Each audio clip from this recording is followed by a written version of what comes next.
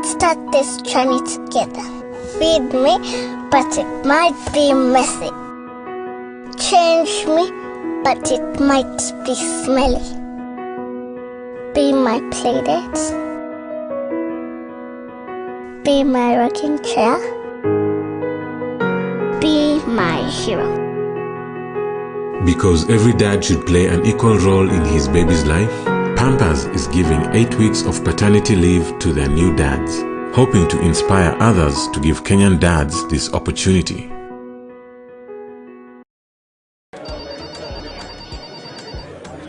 Hello 22bet. Oya ni aje? Poa sana. Unasikia naenda kuingia kwa akaunti yangu napata kuna maziwa rada. Oh, hiyo ni Euro 2020 cashback. Tunapeana 8% kwa kila game ya Euro. Hadi kwa kila game? Hata zenye zimekunywa maji. Sasa nyinyi ndio mabazeng. Itabidi hadi nimechapia mbogi. Cheki Mamorio. Unasikia kuna 8% cashback ya nini ya Euro ya 22bet. Get 100% bonus on your first deposit now. SMS join to 29252. 22bet. Tucheze, tushinde. 22.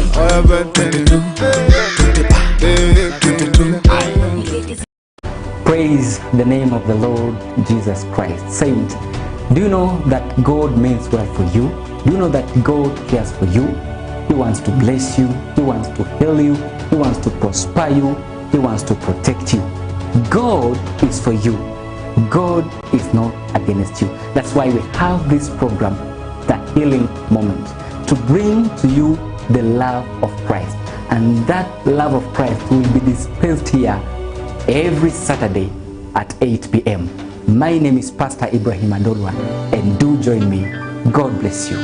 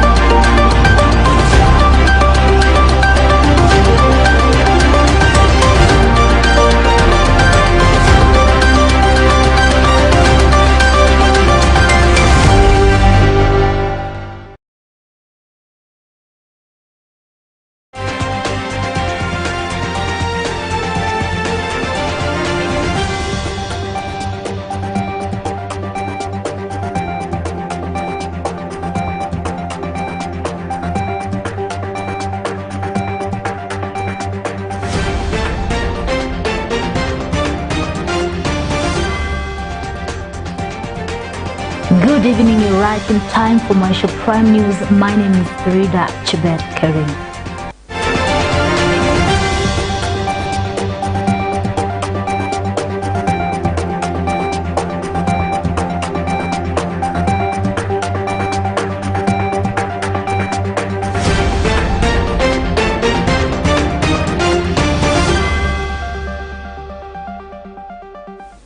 Welcome.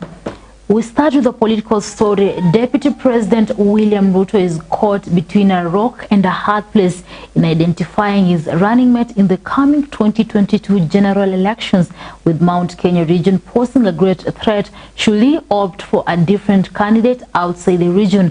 Ruto, who is opposed to an expanded executive, is under pressure to pick a running mate from President Uhuru Kenyatta's backyard, even as his opponents ponder about their presidential candidate. Bushebi Jr. compiled a comprehensive report on this. Sasa nikulise, my dear sister. Haijawahi kufanyika duniani kwamba eti chama ya serikali inaenda kupigwa mnada inunuliwe na chama ya upinzani. Sasa nikulise, what logic? A day after state humiliation at Wilson Airport, where he was barred from traveling to Uganda, Deputy President William Ruto now says he will not be intimidated despite the recent intrigues in which he was forced to cancel his Ugandan trip. In an interview with Inoro FM on Wednesday, the Deputy President stated that the meeting with President Yoweri Museveni went ahead as planned despite his absence. Muhimu kwa sasa. So yale yaliyofanyika juzi katika uwanja wa ndege ni baadhi ya haya mambo ambayo ni kujaribu kunidunisha, kuonekana mimi sina maana, na kuna watu wenye uwezo mkubwa na mambo kama haya, na kujaribu kulete ushindani, nani mkubwa, nani mdogo, mambo ambayo sina haja nazo. Na kunizuia kwenda kufanya mambo ya kibinafsi. Sikuwa naenda katika safari ya serikali. Sikuwa naenda katika kufanya mambo yoyote ambayo yanahusu ni mambo yangu ya kibinafsi na mambo ya kupanga vile tunaweza kwenda mbele. Lakini sitaki kuyazungumzia sana kwa sababu hayana umuhimu kwa Mkenya wa kawaida. Yeah. Safari yenyewe nilivunja. Ninaendelea na maisha yangu. Yale yalikuwa yafanyike kule Uganda yaliendelea bila mimi kukuweko. Na dunia inasonga mbele. The second in command also defended the presence of a Turkish national, Harun Aydin, a controversial businessman whose presence is said to have spooked government officials. Mfanyabiashara, kulikuwa na wafanyabiashara watatu wengine. Watu ambao wako na biashara zao, ni watu wa heshima. Huyo ambaye unasema ni Mturuki, embassy ya Turkey yenyewe imetoa taarifa. Sio mimi. Embassy ya Turkey yenyewe imetoa taarifa kusema huyo mtu ako na work permit, ni mfanyabiashara, anatambulika, ni mtu wako na ni mwegezaji ambaye ameweka pesa nyingi katika biashara ya taifa letu la Kenya. Na hiyo sio mimi nimesema. Wewe unataka kuniambia wale wanajaribu kuweka fitina eti kwamba huyu mtu ni terrorist, sijui ni nini. Unaona vile tunaharibu sifa ya Kenya. Unawezaje kuchukua mtu ameegeza katika taifa letu la Kenya, unaenda kumbandika ati ni mgaidi? According to a flight manifest made public on Tuesday, Deputy President William Ruto would be accompanied by Aydin, Eric Ruto, David Langat, Kiharu MP Ndindi Nyoro, Kapseret Member of Parliament Oscar Sudi, Kinango MP Benjamin Tayari, and Elijah Rono. On working with Raila Odinga and the opposition, the Deputy President William Ruto has claimed that he cannot work together with ODM party leader Raila Odinga. Sasa hivi NASA imekufa. Jubilee imekufa. Wamesabotage Jubilee plan kwa sababu walikuwa wanataka Jubilee ianguke. Kwa sababu walikuwa wapinzani wetu. Sasa wewe unaweza kuchukuaje ati Gladys Wanga ndio chairman ya finance? Yule wa matusi mingi. Sasa huyo ndio utaweka pale akupangie vile serikali itafaulu. So that's the problem, na hawa watu wa upinzani watakwepa kujibu failure ya Big Four. The biggest plan yenye ingeinua watu kutoka mashinani, watakwepa kujibu namna gani? Na wao sasa ndio wameketi kwenye makamati ya bunge, wao ndio wenye kushauri serikali vile mambo inaendelea mbele, wao ndio wenye kuamua hii mambo ambayo inaendelea kwa sasa, wao ndio wenye kupanga mambo ya rege. Ruto sent salvos at his critics who claimed that he had not been firm in supporting President Uhuru Kenyatta as his deputy president. He said that when he was a substantive deputy president in the first term, a lot of development took place in Kenya until Raila Odinga showed up. Jambo la kwanza, wakati nilikuwa substantive deputy ya Uhuru Kenyatta 2013 mpaka 2017, Kenya hii ilisonga mbele. Tulijenga reli kilomita 700. Tumejenga barabara, sasa tutafikisha kilomita 10,000. Tumeunganisha stima, sasa imefika karibu milioni 8. Tumejenga technical training college, na zote hizo mimi nilichangia sehemu kubwa. Right? Baada ya 2017, unless wewe ni mgeni katika Kenya, mambo niliambiwa nikae kando, kuna wengine watasaidia rais. Hawa wengine wakusaidia rais, wakiwemo watu wa NASA, walikuja wakasabotage ile program yote tulikuwa tumepanga. Wakatuhadaa ya kwamba watasaidia rais kuimplement the Big Four plan. Tukiongea saa hizi, the Big Four plan is nowhere. On describing the raging economy debate, Ruto, in the morning interview at Inoro TV, spoke of why he's insistent on changing current trickle-down model, which he says has not worked for Kenyans for many years. Kupanga mambo ya BBI. How will they escape? Now, it's not time for blame game. That's why mimi nasema badala ya kusumbuana na hawa watu, tuweke mpango mwingine. Kwa sababu sisi ndio wale tuliunda Jubilee lewa. Na ndio sababu hiyo tunasema, kwa sababu hii Jubilee imetekwa nyara na sasa inapelekwa kwa mnada ya ODM, ndio tunajipanga na UDA, kwa sababu ndio chama mahasla wote wale walio, na utashangaa hii chama ya UDA, kila mtu ambaye alikuwa kwa Jubilee kufikia mwaka ujao wote watakuwa UDA. The second in command believes the issue of joblessness can be solved by changing policies to suit investing in labor-intensive infrastructure. The deputy president argued if more money was invested in manufacturing, the job count would increase, since the policies would allow Kenyans to know where to create the most business and the most money. Ruto said the bottom-up economy model aims at eliminating poverty, corruption, debt, as well as increase the number of people paying taxes. He further said that Uhuru Kenyatta investing 4 billion shillings in firearm production would rather have been otherwise wise if the money was used for an investment to employ 5,000 youths.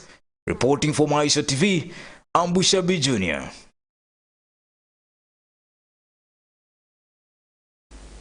And on to sad news, a 13-year-old girl in Kakamega County has committed suicide after she was allegedly punished by her mother following a quarrel between the two.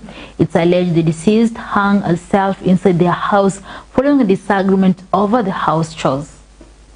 Police in Butere constituency in Kakamega County have launched investigations over the death of a 13-year-old girl who committed suicide over what the area residents termed as a quarrel between the deceased and the mother.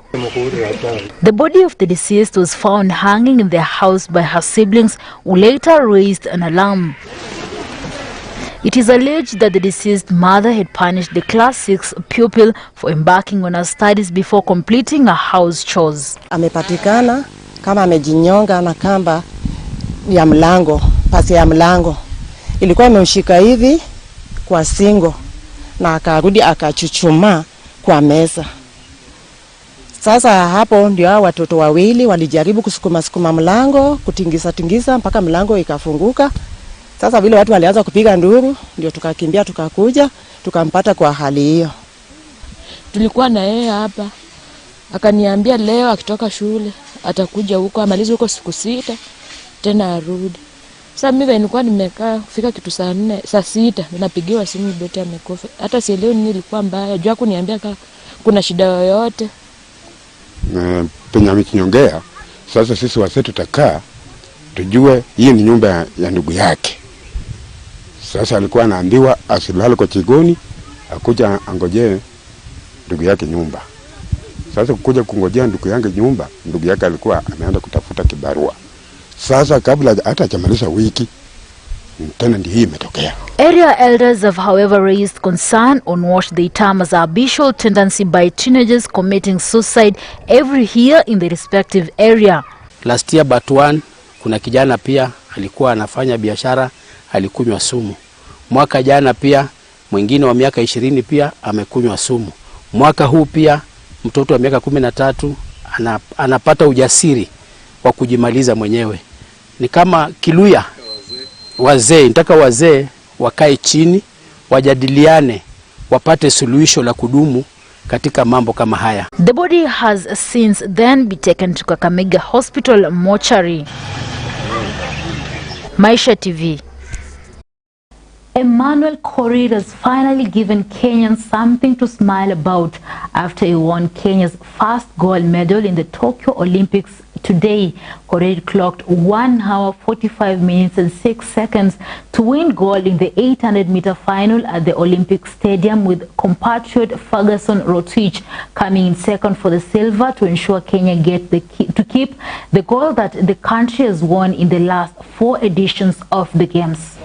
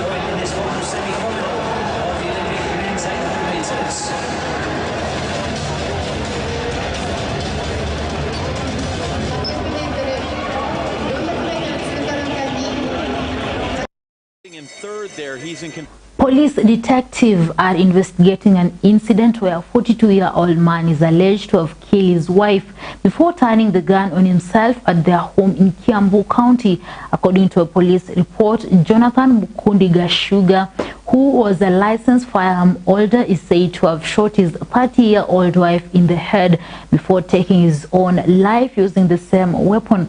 The motive behind the incident could not be immediately established.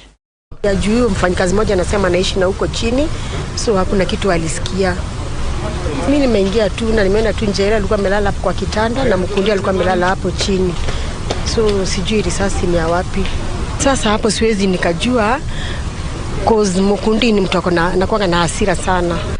So the matter is still under investigations. We have a DCI team in the area, and we are going to give more details after we finish our investigations.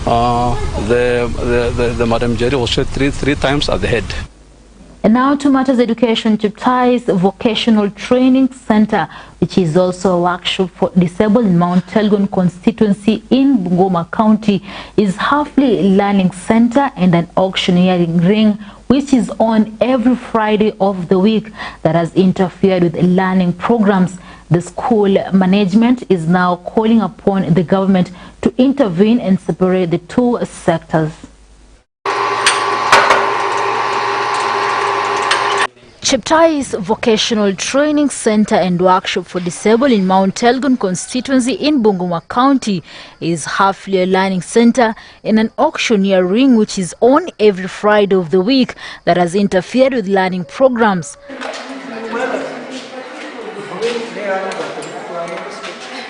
The school management is now calling upon the government to intervene and separate the two sectors. Led by the vocational principal, Mr. Samson Kipsang, they are now calling upon the government to intervene and separate the institution and the auctioneer sector. Kwa hii shule ndani ni auction ring ya ng'ombe. Na hiyo auction ring ya ng'ombe ikifika Fridays hapa programs haziran kwa sababu ng'ombe zina cross kila mahali, unakuwa na kelele nyingi, na hiyo Friday students wanakosa kusoma kwa sababu wanakuwa interfered. Ningeomba serikali kama inaweza iweze kuondoa hii auction ring hapa kwa shule ndani na iweze kuseparate shule na auction ring, ndio sasa shule iweze kuwa na independence ya kurani hizo program zake, hata kupanda miti, kufanya proper fencing na pia kuweza kutengeneza good landscaping ya shule, ndio shule iendelee kuwa hata ya kuvutia zaidi. Based on cultural beliefs in Mount Elgon region, it's alleged that it has contributed to the low rate of learners in the center. Ile hali ya uzamani ya culture ya hapa, wengi wamekuwa kiamini ya kwamba shule mzuri inapatikana mbali.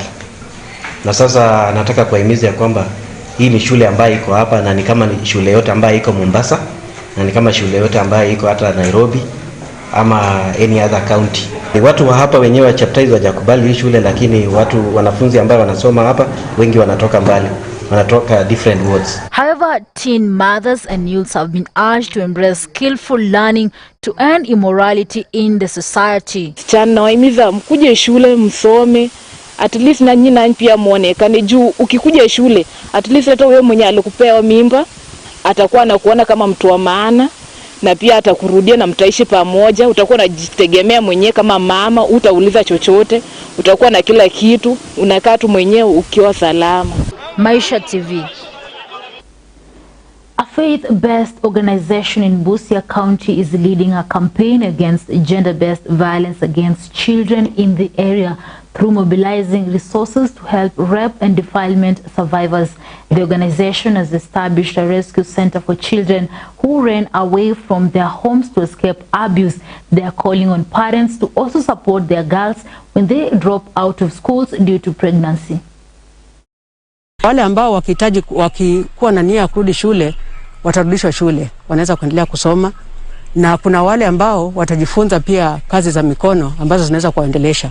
Sasa tukiatoa hapo tutawasaidia kuendelesha masomo yao au kuendelea na hali yao, au pengine kumsaidia kama anataka kumsaidia apate kitu cha kufanya maishani ili aendelee na maisha yake bila kutegemea mtu yeyote. Watoto wa incarcerated women in prison are at risk of abuse in any way, either in defilement ama hizo early marriages or even labor trafficking. Wao ndo wanachukuliwa wanapelekwa kama house helps pale Nairobi.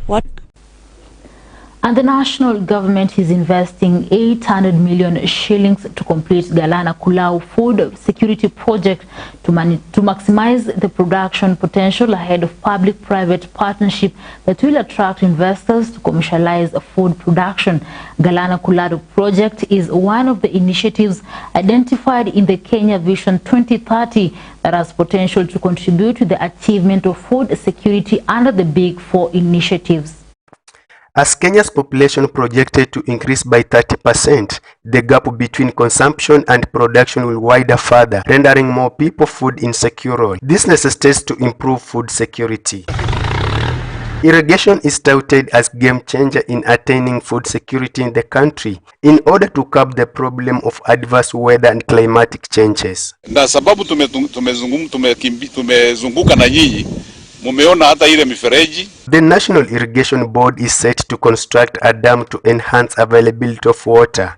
Currently, the 10,000 test acre farm at the Galana Kulalu Food Security Project is expected to complete by December this year to pave way for the public-private partnership that will see over 200,000 acres that have been put under irrigation. Huyu contractor roko, sisi tumeajiri. Yeye kazi ile ya 4,900, ekari 4,900, ni kama 50%. Yeye atafanya hiyo kazi na milioni 800. Sasa linganisha bilioni 5 na milioni 800, uone tofauti. The National Irrigation Authority Board Chairman Joshua Toro said during President Kenyatta commissioning, it was stated that the government intends to put 1 million acres and irrigation in entire country, but was mistaken to be Galana Kulalu. Speaking after an induction tour of the farm, Toro said local contractors Erico International was limited doing commendable job with minimum cost, as the work will cost 8 million shillings to develop infrastructure, while the first contractor spent 5 billion. NIA haikuwa engineers hakuwa ndio wana design, wanasema vile itafanyika. Huyo contractor na serikali walikuja na hiyo pesa, ile tunaita turnkey project. Ati yeye ndiye anaamua atanunua nini, atafanya nini. Hata sisi wa engineer wa NIA wakimwambia vile wanaona kuna makosa, hakutaka kusikiliza. The chairman said it was good for African engineers to be proud of themselves because of their experts compared to foreigners. Na ile kazi wanafanya, na ile center pivot, ile contractor huyo itakuwa mingi kuliko ile aliweka. Fatima Elima, one of the directors, said the potential seen in Galana. There is no need for the country to import maize. Instead, the money can be used to increase food production and ensure Kenyans get maize cheaply. Kwa hivyo huu ni mradi mzuri sana. Lazima sisi wanania tuzungumze na wale wadau wengine, wadau meaning stakeholders wengine, tufanye nini tuweze huu mradi sasa, kama alivyosema director mwenzangu, tutafute wale investors ambao wataweza kucommercialize. Ikiwa tutaweza kucommercialize, we shall actually achieve one of the flagship projects za hii za serikali yetu, and that is food security. And there's enough hapa kujitosheleza sisi wenyewe, lakini pia kuwauzia mataifa. And we have seen that various types of crop can do very well here. That is sugarcane, banana, and pamba, cotton. Reporting for Maisha TV, I'm Philip Smith. Well, thank you so much for keeping me company throughout the bulletin. That's all you had for Maisha Prime News. My name is Maisha Tv, and after this, Bushebi Junior will be bringing you the Bushebi Junior Show. Make sure you don't miss out because he got a lot lined up for you.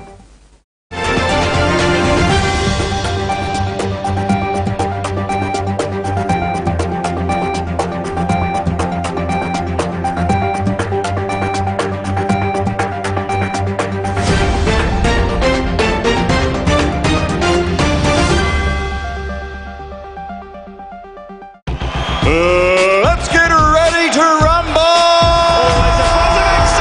Your world of Maisha is getting an exciting makeover. We're giving your channel a dedicated touch to enhance your viewing experience. Finding what you want, loving it has never been this easy. Build your capacity.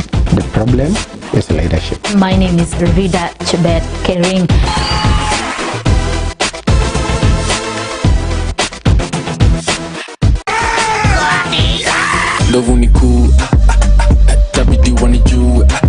Welcome home to your dedicated channel, where you choose it, watch it, and love it.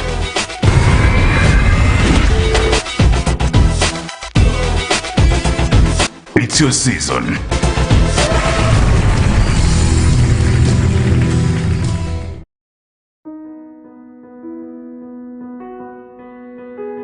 Oh, there you are. Come on, come closer. Let's start this journey together. Get to know one another so we can rise together. Pick me up, hold me, feed me, but it might be messy. Change me, but it might be smelly. Be my playdate. Be my rocking chair. Be my hero.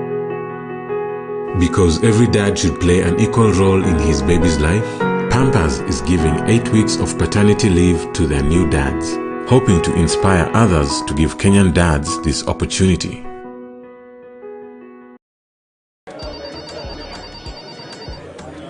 Hello 22bet. Oya, niaje? Poa sana. Unasikia nenda kuingia kwa akaunti yangu napata kuna maziwa rada?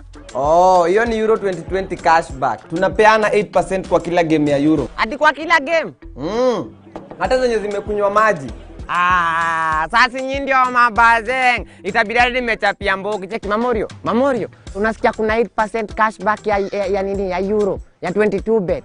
Get 100% bonus on your first deposit now. SMS join to 29252. 22bet. Tucheze, tushinde. 22.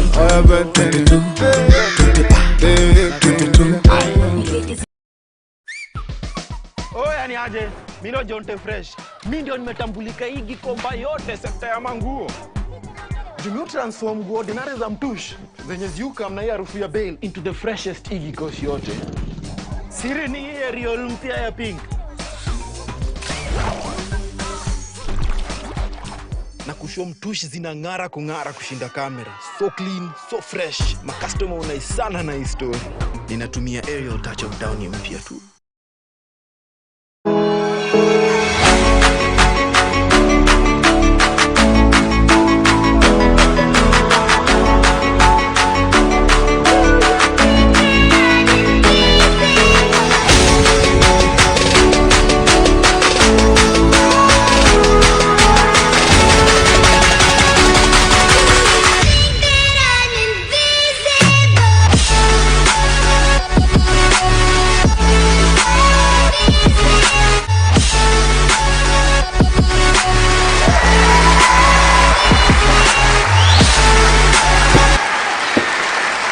Merci beaucoup. Je m'appelle Bushabi Junior. Karibu sana kwenye show. This is Bushabi Junior Show. And guys, if you've not subscribed to my YouTube channel, that is Bushabi Junior Show, please do so. And thank you so much for all the comments and feedback that I'm getting from you. Now, there's a Omera who just landed in Miranda High School on a chopper. Sio ile Nissan ya Kisumu Homa Bay ama minibus imeandikwa mbele iko sawa on the mudguard. A real chopper, that's what I'm talking about. Ujaluo ni gharama. You only live once. You only take your son to high school once. However, there are a couple of reasons why the young lad flew in a chopper to start his Form 1 class. Maybe he passed with flying colors, had to fly to Form 1. Some even say that it's Raila Odinga who flew the needy boy in a chopper as an appreciation to the boys' flying and colored KCPE results. Okay. But come to think about it, the boys from Europe in Kenya, it's Europe, guys. This is like you going to America and you hear small kids speaking English and you automatically get astounded, flabbergasted, or astonished, yet that's the kids' mother tongue. Dropping kids in choppers and picking them up in the evening is common practice in this country. Please, sanitize, mask up, and normalize. But hey, I don't see any problem here. Hata kuku ni ndege. Unaweza enda shule nayo ama uuze ukwe billionaire. The Form 2 student in Trans Nzoia County who paid part of his fees with a live chicken after being sent home with a year's arrears is now smiling to class after well wishes came to his help. However, many parents are having a hard time as some secondary schools are coming to grips with high student numbers. But hey, don't listen to those motivational speeches of I started my multi-million business with 70 shillings. My life was over. What did you do? Then I worked hard. Then what happened? And then my life was no longer over. Yay! Hata hivyo, back to the schoolboy. At least he has started his Form 1 journey with flying in a chopper.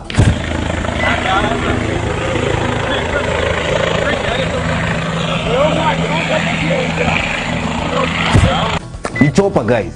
So, it appears strange in Africa for one to be flown to a school in a chopper. This is Africa. We are supposed to walk 50 kilometers back and forth daily for 12 years to prove that we deserve to fly a chopper in future. I don't think so. But it should never appear strange, guys, right?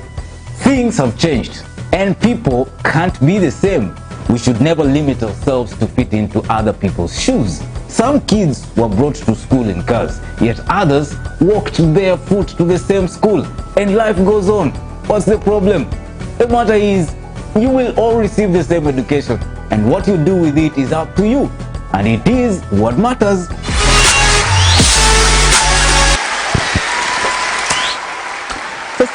Now, talking about life, this life has become stressful, by the way.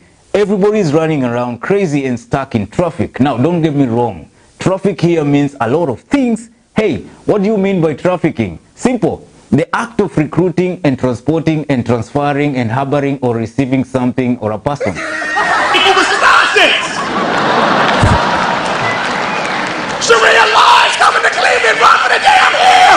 Alright. Hey, everyone is trying to make meetings, trying to make ends meet through meetings, trying to meet deadlines, okay? And trying to get kids too. There aren't enough hours in the day for all this business.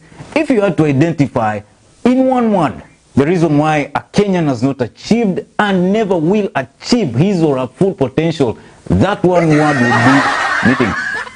A meeting is simply an assembly of people for a particular purpose, especially for formal discussion. Or is it? Okay, we held an urgent meeting to discuss the response to the pandemic. Or, what time is the introduction before our song is pulled down from YouTube? Unapeleka mtoi first year introduction, baada ya wiki mbili ashajua reproduction.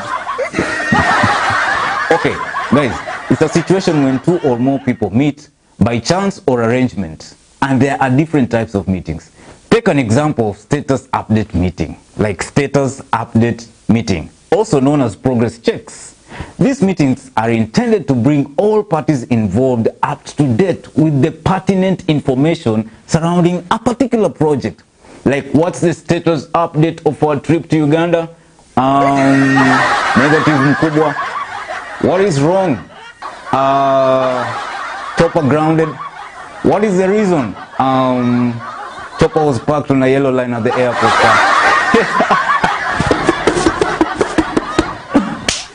Okay, now talking about what matters.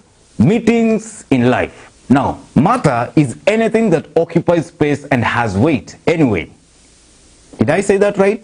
Yes, matter is anything that occupies space and has weight. You'll soon meet this matter who tells you that I wish I met you earlier. Like, seriously? Now, can you imagine meeting this guy earlier?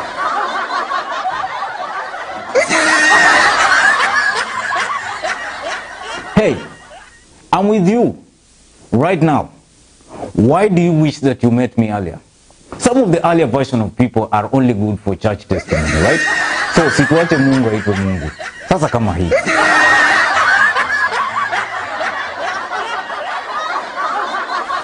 Alright. There are others zenye ni true definition of kweli tumetoka far.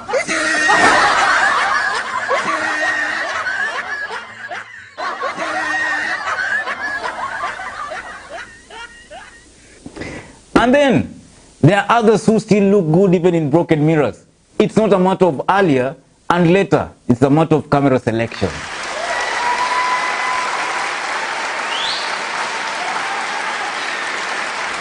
Ladies and gentlemen, I'm taking a short break. I'll be back with more. This is Maisha Junior Show. And remember, if you've not subscribed to my YouTube channel, please do so. Leave a comment there, talk to me. I'll get back to you. I'll get everything that you tell me. I'll tell you back. That's how. No problem. Maisha Junior Show will be back.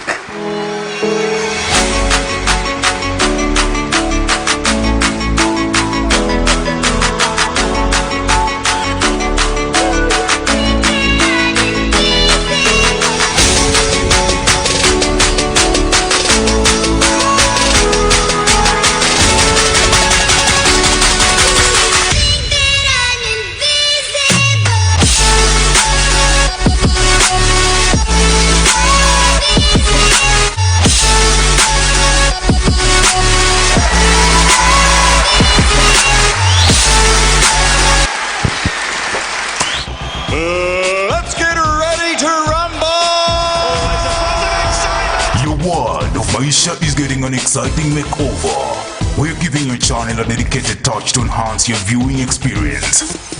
Finding what you want, loving it has never been this easy. Build your capacity. The problem is leadership. My name is Rida Chebet Kering.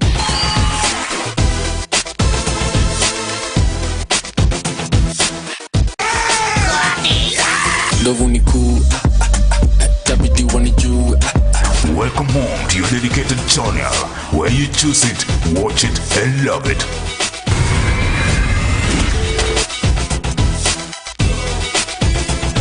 It's your season.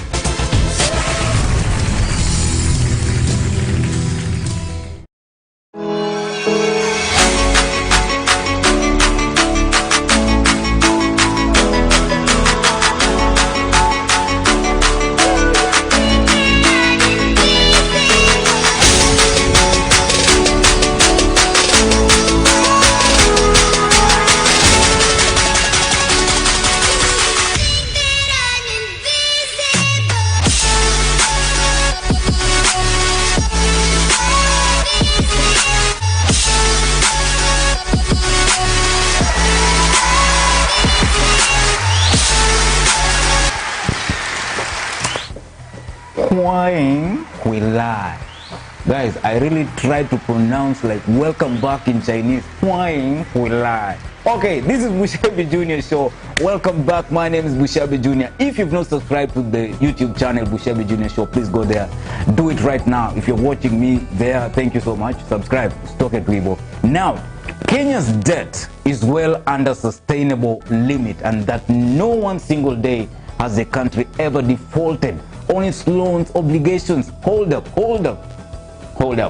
We are not reeling under mounting debts. Kenya has never failed to pay salaries, and pending bills are gradually being offset. Well, I'll just let the owner of these words go on. So, Mr. President, go on. To be very honest, there is this argument that there is, debt. Of course there is debt. There is no nation that has no debt. This country where we are sitting today, I think their debt to GDP ratio is well over 85 going 100%. Go to Japan, it's 120%. Go to the United States, it's almost 150%. So no country can say that they do not have debt. We all have debt. The question is your debt sustainable? Is it sustainable? Yes, it is, because were it not, you would hear today of situations where Kenya has failed to meet her debt obligations, which has never been the case, save for the stories that are pandered around, but there is nobody. Now, I don't really have a problem with Kenya having debts. I mean, that's like having a problem with a landlord cause alijenga nyumba zake using loans, right? But here's the thing that caught my attention. There's a guy whose comment caught my attention. He said that Uhuru cannot argue about Kenya's debt to GDP ratio being lower than that of Japan, given that Kenya only produces few products, mark the word few products, such as tea and coffee, unlike Japan's produce, which are cars and electronics, that can enable her to service her debts, unlike Kenya. He went ahead to caution him not to compare Kenya's economy to that of Japan, saying that that's poor economics. I mean, you lecture our president, telling our president that he's practicing poor economics. Well, I agree that agriculture dominates the Kenyan economy, accounting to 40% of the overall workforce, which is around 70% of the rural workforce, and about 25% of the annual GDP directly, as well as contributing another 27% of GDP indirectly through linkages with other sectors. The country's major agricultural exports are tea, coffee, cut flowers, and vegetables. Kenya is the world's leading exporter of black tea and cut flowers, though. So is Kenya paid in stones? Okay. So, according to this guy, we shouldn't borrow money because unlike the Japanese, we only produce tea. Boss, we export technology. People send money globally using mobile phones and pay Kenya in dollars. Now, in Nairobi, paying with your bills on your mobile, it's easier than frankly anywhere else. Now, I'm not talking about contactless or any nonsense where you're Venmoing or PayPaling. I'm talking about where you literally walk into a shop or speak to somebody, they give you their number, you give them yours, bish, bosh, bosh, and it's all done, money transferred. Kenya has become a world leader in the mobile banking revolution, and it's all thanks to the system M-Pesa. It was launched by Vodafone's Safaricom, and in only a decade, M-Pesa has expanded its money transfer service to almost 30 million customers across 10 countries. We have limestone, soda ash, salt, gemstones, fluorspar, zinc, diatomite, oil, gas, gypsum, wildlife, hydropower, amethyst, aquamarine, lowlight, ruby, and sapphire, gold in Gold Mine City. Oh, okay, sorry. Ikolomani, but it's still gold mine. Wait, in fact we are developing nuclear energy. Kenya is set to build a $5 billion nuclear power plant on a site in Tana River County over the next 7 years, with funding from private investors, Kenya Nuclear Electricity Board has revealed.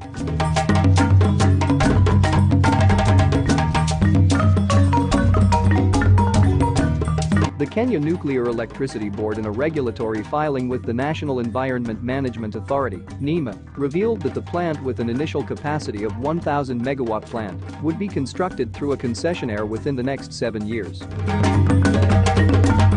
The government plans to expand the plant's capacity to 4,000 megawatts by 2035 under a build, operate and transfer model. Kenya sees nuclear power both as a long-term solution to high fuel costs incurred during times of drought when diesel generators are used, and an effective means to cut carbon emissions from the power generating sector. Now, Kenya's economy is the largest and most developed in Eastern and Central Africa. That's very true. Hey, listen, it's only 36.1% of Kenya's population that lives below the international poverty line. Mark the word international poverty line. These are the guys who take their children to school in choppers and their traffic jam is only at Wilson Airport. Okay?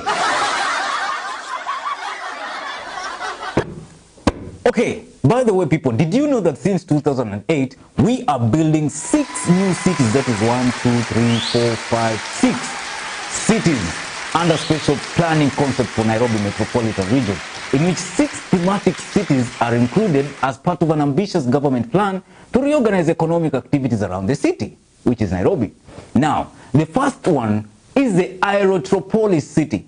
The second is the Knowledge or Health city. Then we have the Cyber city in Machakos and still a sports city in Machakos. This is being developed in Machakos. So the next time you laugh at Alfred Mutua because he built a White House and talked to Formula One, just know that in 2008, there was a presidential order to develop these things. And in 2013, the then Lance Minister James Orengo signed the order concept paper. Additionally, let me tell you this. There's a transport city that is being built in the offing in Nairobi and Amboseli new town or new city deep in Kajiado. Kuna blueprint. Watu wafanye vitu zao. The 5,000-acre Technopolis project is part of the country's Vision 2030 blueprint and expected to generate about 17,000 direct high-value jobs and a further 68,000 indirect jobs once completed. The city is being developed as a public-private partnership in which the government will take a minimal role, developing the public infrastructure and regulatory guidelines. Konza Technopolis, which is located 64 kilometers south of the capital Nairobi, is modeled around the US Silicon Valley, hence the nickname African Silicon Savannah. Lakini talking about the blueprints, there's a horrific trend, actually kind of like a blueprint now, followed of senseless murders due to love going sour. Is it a question of coronavirus not favoring our love lives or what? Sote tulidhani ni homa ya kawaida. Wanasayansi wakiwa na watafiti waliamua angalau kuisaka tiba yake. Not unless you're Rotimi. Hey, the American actor Rotimi just gifted his fiancée Vanessa Mdee a brand new Range Rover 2021 SUV. Nice. Although Kamati ya Rochafu will say in some countries like in the US, cars are not a big issue unless it is a hypercar going for almost $1 million. Says a guy waiting for fare ipungue achukue mata aende kwa hao. Okay, now, but seems like there's a new way in town to get something close to a Range Rover from a man, which is not a good thing. Have a look at this. Has moved to court to sue televangelist and House of Grace Bishop David Murithe for allegedly neglecting his parental responsibilities. The woman is seeking, among other things, an allowance of 100,000 shillings monthly for maintenance of a 2-year-old son. The woman claims she entered into a relationship with the bishop in 2018 that led to the birth of her son in January 2019. Renowned televangelist and House of Grace Bishop David Murithe has found himself in court after a woman came forth claiming he has neglected his biological son. According to court documents, the woman claims the bishop has denied the minor what is rightfully his by not paying child upkeep. The woman is now seeking the court to compel Bishop Murithe to pay an allowance of 100,000 shillings monthly in child support for her 2-year-old son. She also wants the bishop to pay fees at Kyoto School, as well as 1,000 shillings for the salon, 5,000 shillings for entertainment, 3,000 shillings for utilities, and another 2,000 shillings for her son's toys. She also wants the court to order Bishop Mureithi to pay 20,000 shillings for food and shopping, 35,000 shillings for house rent, 11,000 shillings for clothing, and 10,000 shillings for the house help. According to court papers, the woman claims she entered into a relationship with the bishop in 2018 that led to the birth of her son in January 2019. Through her lawyer, Danstan Omari, the woman claims Bishop Mureithi, despite knowing that he is the biological father of her son, has neglected them. The court directed that the matter be heard on August 25th, 2021. Okay, like seriously. House allowance, Wi-Fi allowance, dressing allowance, custody allowance, food allowance, shelter allowance, airtime allowance. What other allowance? Okay, fine. Let me stop there. Now, back to serious matters. What's happening, guys? Officers from Kiambu police station reported death of a couple found in their bedroom that had been locked from inside.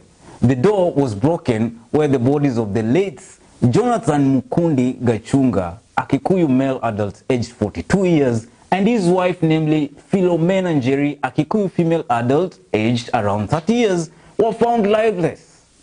It was established that Jonathan Mukundi, who is a licensed firearm holder, murdered his wife by shooting her on the head and then committed suicide by shooting himself on the head too, using the same firearm. Now, we really don't know what happened, but a man killing his wife must be alarming. Gender-based violence and femicide cases in Kenya have become rampant. Guys, in case of any form of misunderstanding, miscommunication, mistreatment, misadvising, and any indifference, let's sort these things out without being extreme. Like seriously, without being extreme. Most cases of femicide are committed by partners or ex-partners and involve ongoing abuse in the home, threats or intimidation, sexual violence, or situations where women have less power or fewer resources than their partner. Data shows that women are more likely to be killed by their intimate partners than by a stranger.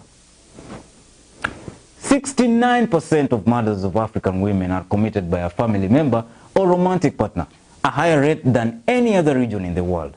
That statistic is accompanied by persistent victim blaming, so let's all avoid this thing and make our homes the safest place. Hey ladies and gentlemen, that is Maisha Tv show. That's what I had for you. Please make sure that you subscribe to my YouTube channel, Maisha Tv show. Leave a comment. Talk to me. I'll talk to you back. That was all I had. See you next time. Mask up, sanitize, and keep your distance.